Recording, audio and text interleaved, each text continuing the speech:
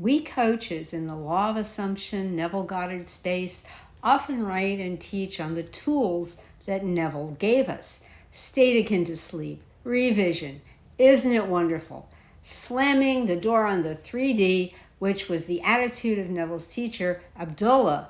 But really, it can seem like it's one thing to have the tools and it's another thing to use the tools, and still another thing to know how to use which tool and when, and maybe wonder if you use that tool correctly, because using the tools is what helps you to get unstuck, collapse time, deepen the feeling, the knowing that you already have your desire.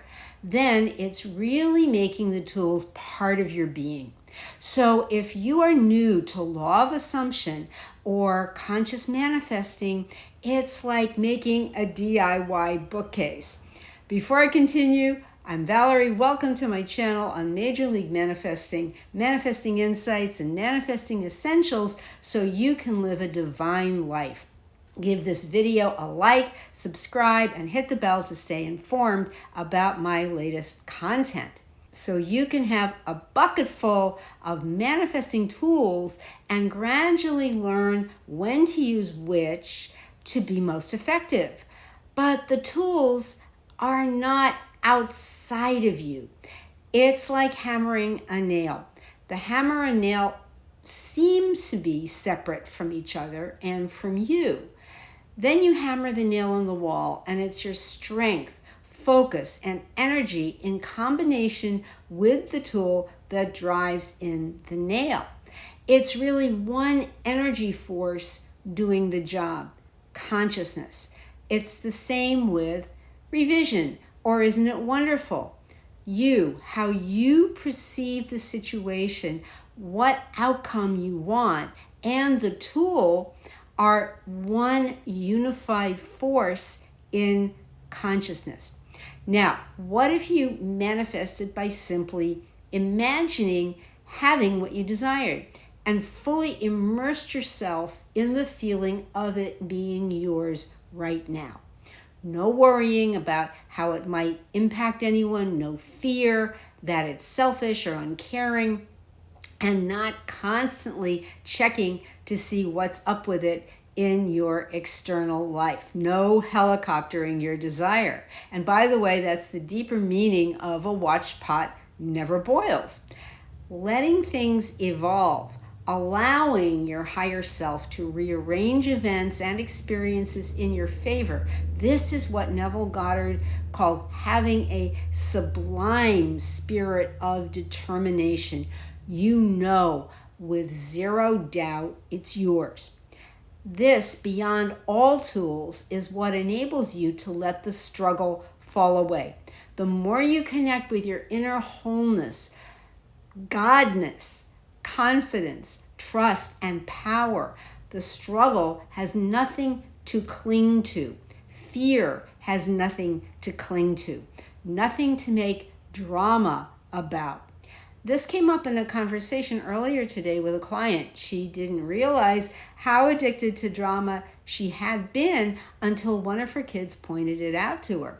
She has continued to find since then more inner peace, joy, and happiness, and her business is more productive and profitable. Because you are greater than the tools. You're greater than the state. Your I am power, that mighty presence within you, is the root of all the tools. Imagine that the tools work for you.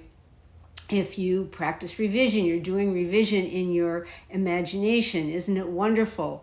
Looking at making a future time and bringing it into the now. That's also the same thing you're imagining when you are coming from the pure state of I am, that you are greater than the tools. Your understanding is even beyond the tools. So it's more than simply that you know concepts, because otherwise it can seem beyond you. But really it is you.